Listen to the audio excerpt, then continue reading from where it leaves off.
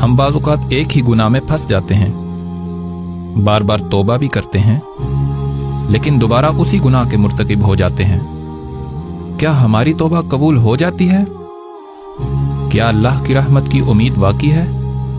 रसूलुल्लाह सल्लल्लाहु अलैहि वसल्लम ने इरशाद फरमाया, कोई बंदा गुनाह करे फिर कहे ऐ अल्लाह मेरे गुनाह माफ फरमा दे, तो अल्लाह फरमाता है मेरे बंदे ने गुनाह किया और उसे इल्म है कि उसका रब है, वही गुनाहों को बख्शता है और गुनाहों पर पकड़ भी करता है।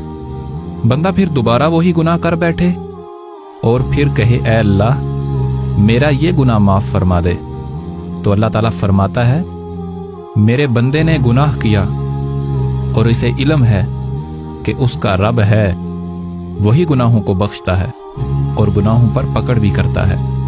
बंदे से फिर तीसरी बार वही गुनाह हो जाए और वो फिर ये कह दे कि ऐ अल्लाह मेरा ये गुनाह माफ फरमा दे, तो अल्लाह फरमाता है मेरे बंदे ने गुनाह किया और उसे इल्म है कि उसका रब है, वही गुनाहों को बख्शता है और गुनाहों पर पकड़ भी करता है। और फिर अल्लाह फरमाता है मैंने अपने बंदे के गुनाहों को माफ कर दिया।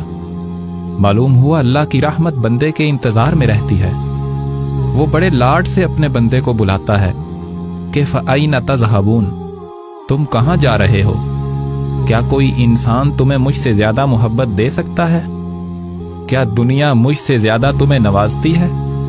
लिहाजा जान लो कि अगर किसी से 100 बार भी गुनाह हो जाए लेकिन उसके बाद ऐसी सच्ची तौबा कर ले कि गुनाह की तरफ ना लौटने का पुख्ता इरादा हो, तो अल्लाह जरूर माफ फरमा देता है।